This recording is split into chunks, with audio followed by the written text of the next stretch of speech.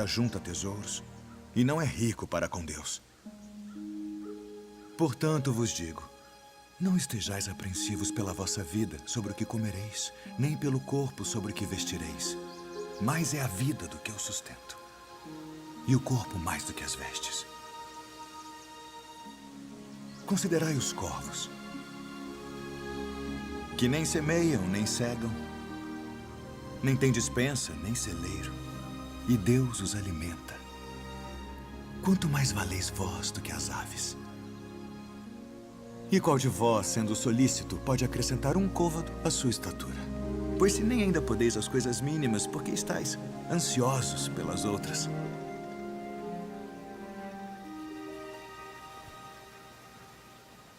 Considerai os lírios, como eles crescem. Não trabalham, nem fiam, e digo-vos que nem ainda Salomão, em toda a sua glória, se vestiu como um deles.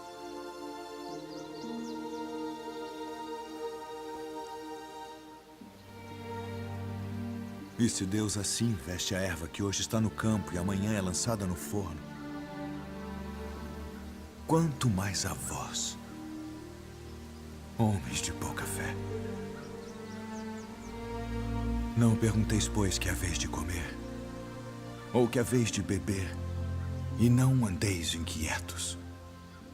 Porque as nações do mundo buscam todas essas coisas, mas vosso Pai sabe que precisais delas.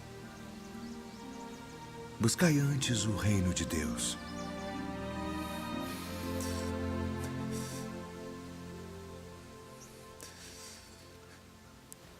E todas estas coisas vos serão acrescentadas.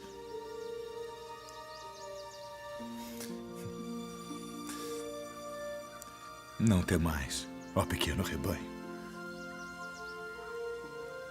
porque a vosso Pai agradou dar-vos o reino.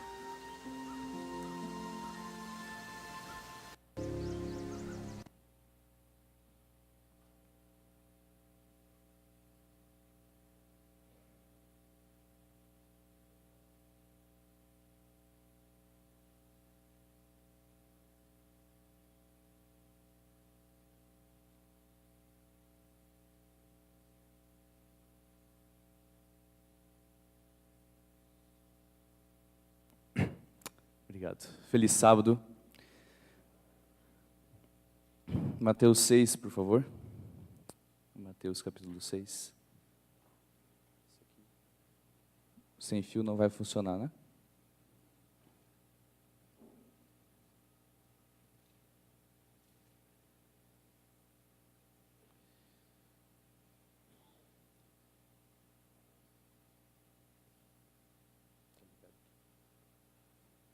Aqui tá ligado.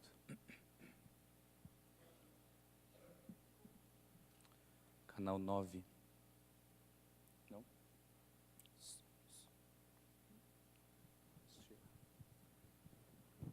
Licença dos irmãos, por favor. Não funcionou.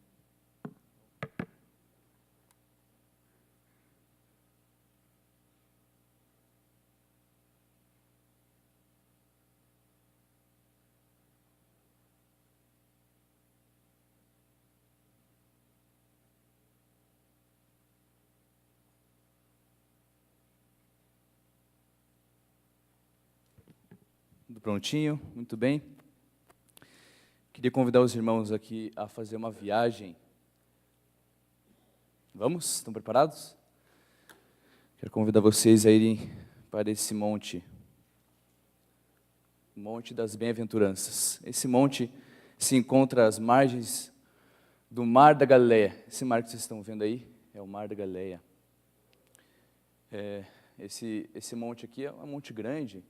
Não sabemos exatamente onde Jesus, claro que não sabemos, obviamente, onde Jesus fez o seu maior discurso. O Sermão das Bem-aventuranças, o maior discurso de Cristo, que começa no capítulo 5 de Mateus e vai até o capítulo 7. Eu acredito Jesus, ao falar das aves, das flores, apontando para elas, para as flores que tem nesse monte, apontando para as aves que estavam lá, e falando palavras que mudaram vidas, que mudam vidas até hoje. E uma das partes principais, e para mim particularmente a melhor parte, começa em Mateus 6, verso 25, que começa assim: por isso vos digo, não andeis ansiosos, um pouquinho mais baixo, por favor, não andeis ansiosos pela vossa vida, pelo que haveis de comer ou beber, nem pelo vosso corpo quanto ao que haveis de vestir. Irmãos, quais são as suas ansiedades? Pai, qual que é a sua ansiedade? Qual que é a sua preocupação? Mãe, você está preocupada hoje? Jovens, adolescentes, o que está tirando o seu sono? Quais são as suas ansiedades? Jesus está dizendo para nós hoje, Ele quer que nós saímos daqui com paz e tranquilidade no nosso coração, amém? Com paz e tranquilidade. E Jesus tem uma mensagem muito importante para você. Eu quero que você, agora neste momento, esqueça tudo que está lá fora. Esquece as coisas do seu trabalho, esquece as crises que você está vivendo na família, esquece tudo que está lá fora. Preste atenção no que Jesus tem para falar hoje para você. Ele quer trazer paz e tranquilidade no seu coração. Você está vivendo um momento de ansiedade? Jesus está dizendo para você hoje, não andeis ansiosos. Não andeis ansiosos pela sua vida. Eu tenho algumas informações introdutórias, antes de nós refletirmos um pouco mais sobre o texto, algumas considerações preliminares. A primeira delas é que esta ordem de Jesus foi dada para os cristãos, foi dada para os filhos de Deus, ela não tem validade para os que vivem sem Deus. Nós vemos isso no verso 26, quando Cristo diz, observai as aves dos céus, não semeiam, não colhem, nem ajuntem em celeiros, contudo, vosso Pai Celeste as sustenta. Vosso Pai é para aquele grupo de pessoas que tem Deus como Pai, vosso Pai Celeste. Não é possível também entender que alguém sem Deus não tenha ansiedades. Eu não consigo entender isso. Você consegue entender?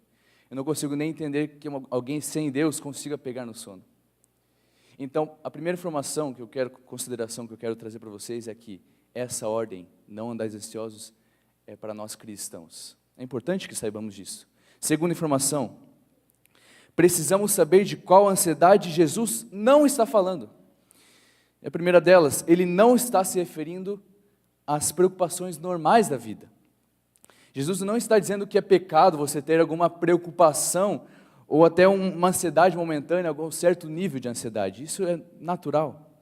Como, por exemplo, uma vez eu estava na praia, eu tinha uns seus 13 anos de idade, estava com uma prancha ali, esperando vir alguma onda, enfim, eu estava deitado na prancha até certo ponto, quase dormi, estava bem tranquilo. E alguns surfistas estavam do lado também, lá em Florianópolis, e até que veio um rapaz, William não sabia meu nome, mas, menino, você está muito longe da praia. Eu olhei para trás, estava realmente muito longe, tinha uma torre, eu estava na linha da torre que é bem longe assim, da praia, ou seja, eu conseguia ver bem de longe assim, a areia, né? E enquanto eu estava lá tranquilo, quase dormindo na minha prancha, quem estava lá na areia, morrendo desesperado? Meu pai e minha mãe, ansiosos. E meu pai, um homem otimista, né? Falou para minha mãe, Rose, o William já era, já encontrei, já procurei, não sei onde está o William, já foi. E até quero, meu pai também me enviando agora, meu irmão, os dois estão fazendo aniversário, os dois no mesmo dia. Parabéns, Deus abençoe a vida de vocês. E depois a gente conversa, né? E minha mãe também está me assistindo. Enfim, os dois estavam lá ansiosos. Eu acredito que você já passou algum momento da sua vida, talvez com seu filho, né? Você já foi a algum shopping, algum lugar de multidões, onde tinha multidão, muita gente, e em algum momento você perdeu o seu filho? Como você se sente? Muito ansioso, muito preocupado. E eu não acredito que Jesus esteja falando desse tipo de ansiedade. É natural termos essas preocupações. Jesus não está se referindo a essas preocupações normais da vida. E Jesus também não está dizendo da ansiedade patológica. Essa sim precisa de tratamento médico. Terceira consideração. Não andeis ansiosos pela vossa vida. Quando Jesus diz, não andeis ansiosos pela vossa vida, quanto que eu vejo de comer ou beber, ele não está dizendo que devemos viver uma vida de ociosidade. Isso ia contrariar todo o princípio, grandes princípios bíblicos, né? Até mesmo a formiga, ela é um exemplo para nós nesse sentido, né? A operosidade, a Bíblia louva a operosidade, louva a produtividade. As próprias figuras, né, de aves, lírios, podemos ver que eles, apesar de receber o sustento e a providência de Deus, eles estão em intensa atividade. Deus, ele cuida das aves, provê o alimento para as aves, mas eles vão à caça, vão à procura, eles não ficam empolerados na árvore o dia todo. Então Deus não está dizendo que devemos viver uma vida de ociosidade. Quarta consideração, quando Cristo fala, presta atenção nessa consideração aqui, quando ele fala, não andeis ansiosos pela vossa vida, isso aqui, meu irmão, presta atenção, não é um conselho ou sugestão de Jesus. Isso aqui é claramente uma ordem de Jesus. E nós vemos que essa ordem é intensa, pelo fato de que Cristo, ele repete 3 vezes. No verso 25, não andeis ansiosos. Verso 31, não vos inquieteis. Verso 34, não vos inquieteis. É uma ordem de Cristo, não é uma sugestão, não é um conselho. A transgressão dessa ordem, então, meu querido, converte essa transgressão em pecado, porque é uma ordem de Deus. Se você está deixando levar por um excesso de ansiedade neste momento, saiba, irmão, que você está pecando. Saiba que aos olhos de Deus, você está pecando. Não andeis ansiosos, é uma ordem de Deus. E se essa ordem ela é transgredida, você está transgredindo a ordem de Deus e está cometendo pecado. Como considera essa atitude pecaminosa aos olhos de Deus? Considera essa atitude aos olhos de Deus sendo pecaminosa e lide com essa atitude como se fosse pecaminosa exatamente, ruim aos olhos de Deus. Mas Deus, ele também, ao mesmo tempo que ele traz essa atitude com o pecado, ele traz também os argumentos e a vitória sobre esse pecado. Nós veremos pela frente também quais são os argumentos de Cristo. E a quinta e última consideração, queria trazer para vocês o público-alvo de Jesus ao falar essas palavras. E eu trouxe um texto de Ellen White, que dizia assim, o povo que escutava as palavras de Cristo aguardava ainda ansiosamente qualquer anúncio do reino terrestre. Enquanto Jesus lhes descerrava os tesouros do céu, a questão principal em muitos espíritos era, em que maneira podemos, ligando-nos a Ele, aumentar nossas perspectivas terrenas? Será que eu e você estamos dentro desse grupo de ouvintes, preocupados com o reino terrestre, preocupados com o que vamos ganhar ou acumular as riquezas desse reino terrestre aqui, desse mundo? Esse era o público-alvo de Cristo, eram pessoas que só estavam preocupadas em acumular riquezas aqui. E nós vemos no verso 24, um verso anterior, ninguém pode servir a 2 senhores, ninguém pode servir a Deus e as riquezas. Deus fala sobre esse assunto. Será que vocês também, então, se encontram nesse grupo de ouvintes? Será que você está na incessante busca do ter e no tédio de possuir? Então, a aplicação primária, meus queridos, do texto se refere ao sustento material, certo? A aplicação primária se refere ao sustento material. Mas o texto mostra claramente, nos dá liberdade para aplicarmos esses mesmos princípios em outras áreas da nossa vida. E é isso que nós vamos fazer hoje. Peço licença de fazer isso. Pois a aplicação primária é o sustento material, pois o público-alvo de Jesus era um público específico. Mas, de acordo com os argumentos que nós vamos ver logo em seguida, os argumentos de Cristo, podemos aplicar esse texto em outras áreas da nossa vida. Não apenas no que diz respeito ao sustento material, comida, bebida e vestuário. Certo? Estão preparados, irmãos? Você que está ansioso aí, segura na cadeira. Verso 25 e 26. Por isso vos digo, não andeis ansiosos pela vossa vida, quanto ao que haveis de comer ou beber, nem pelo vosso corpo quanto ao que haveis de vestir. Não é a vida mais do que o alimento e o corpo mais do que as vestes? Observai as aves do céu, não semeiam, não colhem, nem ajuntem celeiros. Contudo, vosso Pai Celeste as sustenta. Porventura, não valeis vós muito mais do que as aves? Irmãos, em outras palavras, Jesus começa a argumentar. E o primeiro argumento de Cristo é, em outras palavras, considere o seu valor aos olhos de Deus. Você sabia que você vale muito aos olhos de Deus? Você sabia disso? É tão clichê falar isso, né? Mas por que você anda ansioso? Você vale muito aos olhos de Deus. O amor de Deus não depende de quem você é, não depende pelo que você fez ou deixou de fazer. O amor de Deus é incondicional e custou o Filho dele. E Jesus diz, ora, se Deus cuida das aves, se Deus cuida dos lírios do campo, será que Ele não vai cuidar de vocês, que vale muito mais do que essas coisas?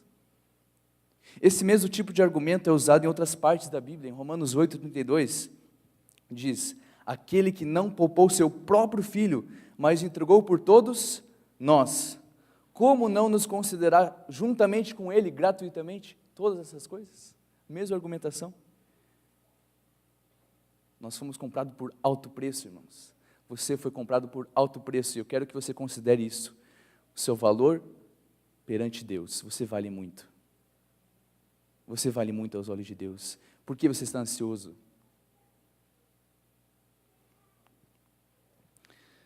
Não andeis ansiosos pela vossa vida. Você vale muito aos olhos de Deus. Considere isso. Considere isso, irmão. Como nosso querido pastor Bulhão, você é a coisa mais linda de Deus. Isso é verdade. Use isso a seu favor. Você vale muito.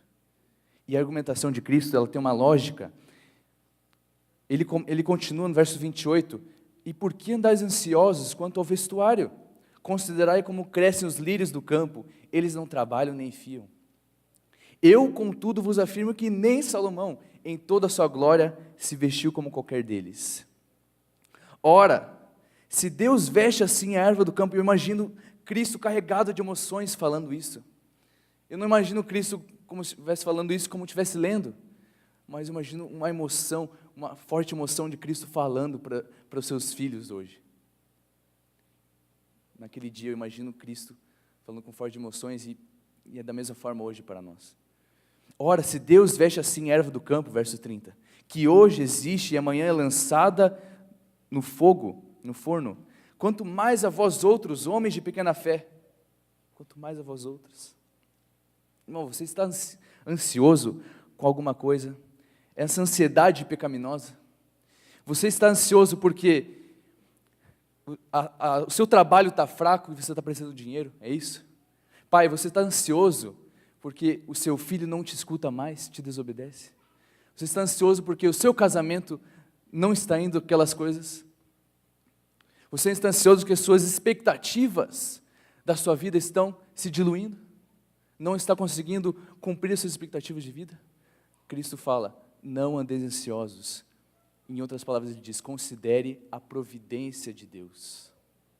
Segundo o argumento de Cristo, considere a providência de Deus. Considere que Deus é um Deus providencialista.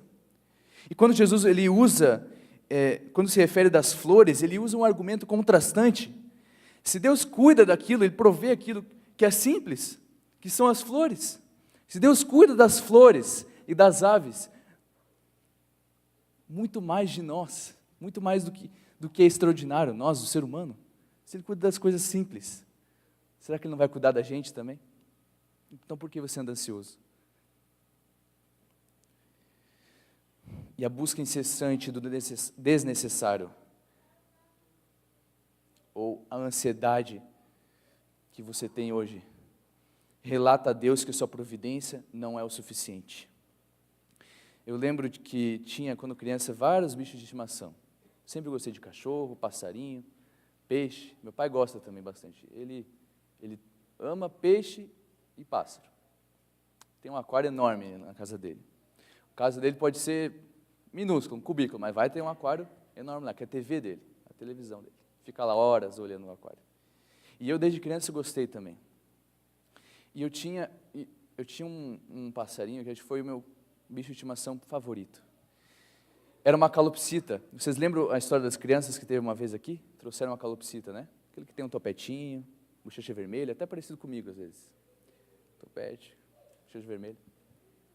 E ele era mansinho. Ela era mansinha, era Doris o nome dela. Eu ganhei quando foi o Dia das Crianças, de 2008.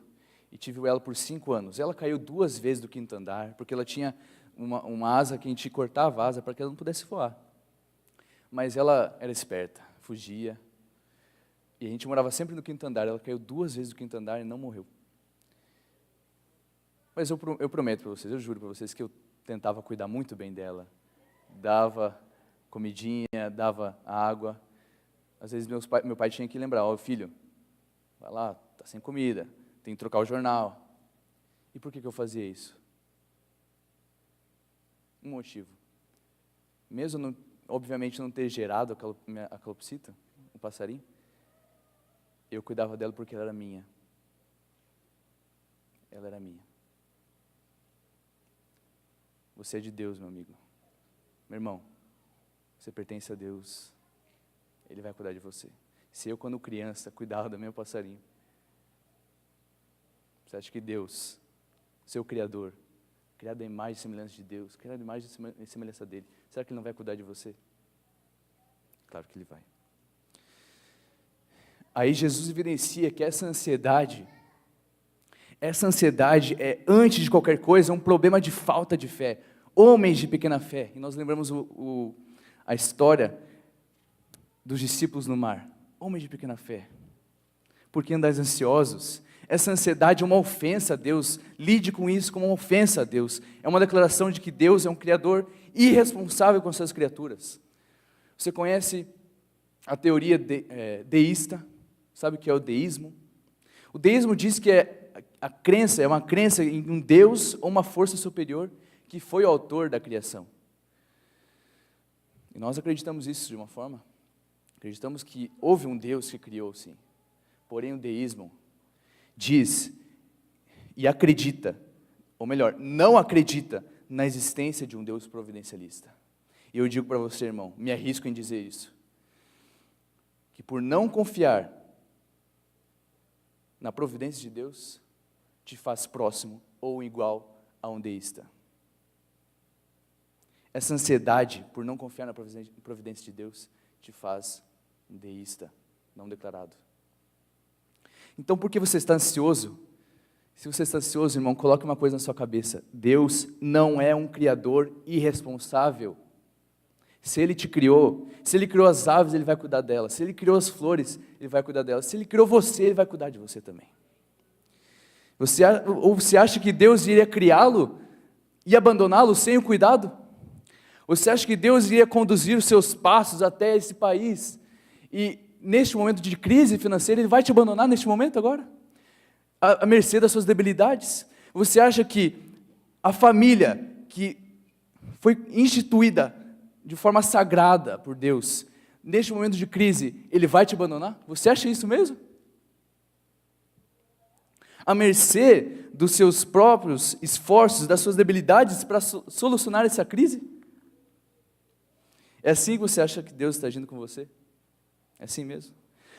Pois por achar isso, você está dizendo que Deus é irresponsável por suas criaturas, e Deus não é irresponsável. Ele cria e não abandona. Cria e não abandona, Ele provê. E o argumento de Jesus é progressivo. Considere o valor da sua vida, considere a providência de Deus, e versos 31 e 32 diz: portanto, não vos inquieteis dizendo, o que comeremos ou o que beberemos, ou com que nos vestiremos, porque os gentios aqui procuram todas essas coisas, pois vosso Pai Celeste, o quê? Sabe que necessitais de todas elas, sabe. Terceira consideração, irmão, considere que Deus conhece todas as suas necessidades, todas. Você sabia que Deus conhece todas as suas necessidades? Então por que você está ansioso? Deus sabe tudo ao seu respeito. Deus sabe muito mais que você mesmo, cada detalhe da sua vida, antes mesmo de você nascer. Deus conhece todas as suas necessidades. E eu oro no meu coração estou orando neste momento, que todos nós saiamos daqui na certeza de que Deus está cuidando muito bem de seus filhos. Muito bem de cada um dos seus filhos. Você está vivendo problemas, então? Problemas que você não encontra solução? Pois é, apesar disso, Deus está cuidando muito bem de você. Tem alguma coisa dando errado na sua vida? Olha, eu não tenho explicação para isso, eu não tenho explicação para a tua crise, eu não tenho explicação para os seus problemas, mas eu tenho uma certeza, Deus está cuidando muito bem de você. Muito bem. O problema é que na minha agenda eu tenho meus planos, meus projetos, e nem sempre as coisas acontecem dentro da nossa agenda. É hora de se lembrar que Deus tem a agenda dele para você, e Ele continua administrando a sua vida muito bem. Então não me venha com essa que, os meus sonhos estão indo por água abaixo, eu não sei o que fazer na minha vida, perdi o emprego dos meus sonhos, o que farei agora, meus sonhos estão se diluindo. Para com isso. Para. Por que anda ansioso? Deus conhece todas as suas necessidades, tudo que você necessita. Lance sobre Ele toda a vossa ansiedade, porque Ele tem cuidado de vós. 1 Pedro 5,7. Jesus progride na sua argumentação. Faz uma ordem. Verso 33. Buscai, pois, em primeiro lugar o seu reino e a sua justiça, e todas essas coisas vos serão acrescentadas, todas essas coisas. E a última consideração que Jesus está dizendo: considere o que realmente é importante, o reino de Deus e a sua justiça, e todas essas coisas que você anda ansioso vão ser acrescentadas. Se há alguma ansiedade que nós devemos ter em nossa vida, é a ansiedade de diariamente, constantemente buscar o reino de Deus e a sua justiça. Essa é a única ansiedade que você precisa ter, irmão. Jesus não está ensinando que é pecado trabalhar pelo alimento, pelas vestes ou pela segurança e conforto, mas a questão central, eu quero que vocês entendam que a questão central desse texto, dessa mensagem de Cristo, é a seguinte: qual é o centro da sua vida? Qual é a sua prioridade? Porque se nós andamos ansiosos com alguma coisa, significa que aquilo é a nossa prioridade. Que seja a sua prioridade, irmão, buscar o reino de Deus e a sua justiça. O reino de Deus é justiça, justiça imputada, e é uma questão ética, é uma condição permanente. E aí deve estar centrada nossas preocupações, maiores preocupações, nossos maiores esforços e o melhor das nossas energias, o reino de Deus. Irmão, você quer ter paz de espírito? Você quer ter um sono tranquilo? Você quer vencer as tribulações? Vencer as suas ansiedades? Então permaneça buscando o reino de Deus e a sua justiça. E Deus promete que todas essas coisas que você está ansioso serão acrescentadas. Não é simples. Faça com que todas as outras coisas da sua vida sejam periféricas, sejam secundárias. Abra mão das suas vaidades pessoais, abra mão dos seus projetos de vida. Eu digo abrir mão não no sentido de abandoná-los, mas coloque elas no seu devido lugar, plano secundário. Plano secundário. Não são os problemas ou a falta deles que vão determinar nossa paz ou a nossa ansiedade. O que vai determinar é a nossa atitude diante dos problemas e tribulações. Então, se essas coisas que para você têm sido a causa da sua ansiedade, a razão não é outra, senão o fato de que você está dando demasiada importância para essas coisas da vida e as colocando diante do que é mais importante, o reino de Deus e a sua justiça. Irmão, considere o seu valor perante Deus, considere a providência de Deus, considere que Deus sabe tudo o que você necessita e considere o que realmente é importante, o reino de Deus e a sua justiça. E só assim, podemos desfrutar da promessa de Cristo. A minha paz vos dou. Só assim. A minha paz vos dou.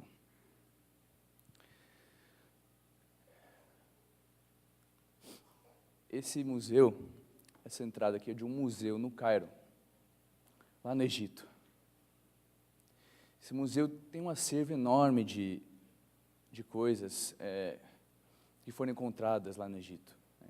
Então, essas estátuas, temos tumbas, sarcófagos, essas tumbas onde eram mumificadas, ficavam as múmias, né, dentro.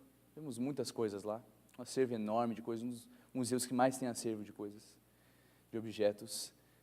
Essa carroça também, que foi usada no tempo deles, colar, chinelo, sandálias, vemos tudo isso. Mas eu peço desculpa pela foto, talvez pode ser um pouco pesado. Mas eu quero falar desse homem. Sabe quem é esse homem? Esse homem é Ramsés II, faraó Ramsés II. Provavelmente o faraó que libertou o povo no Êxodo. Provavelmente esse homem conheceu Moisés. Esse homem viveu ansioso pelo reino terrestre. Esse homem viveu cheio de poder nessa terra. Viveu mais de 3.000 anos desse jeito. Parece um maracujá de gaveta esse homem. Parece um maracujá de gaveta. Mas quando ele viveu aqui, tinha poder, tinha tudo que ele queria, ele mandava em tudo. Mas ele está aí. Está dentro de um vidro, um museu. Podia estar em qualquer outro museu também do mundo. Está exposto. Eu e o Jonatas vimos ele. E o que dizer desse homem? Moisés viveu praticamente no mesmo ambiente. Os dois ansiavam pelo reino. Só que um ansiava pelo reino terrestre. Ansiava em acumular riquezas terrenas. Não tinha paz, não tinha um sono tranquilo. E o outro só tinha um reino e uma terra a qual ele ansiava. Ele só ansiava em receber a promessa de Deus. E o destino dos dois é bem diferente. Enquanto esse homem aqui, que ansiava pelo reino terrestre, ele está hoje dentro de um vidro exposto, e esse homem, onde ele está? No céu. Está no céu. Ansiosos por um reino diferente. Consequentemente, destinos diferentes. Irmão, qual que é a sua maior ansiedade? Espero que hoje você saia daqui e pelo resto da sua vida ansioso pelo reino de Deus e a sua justiça. E o seu destino já sabe qual é: a vida eterna. Amém.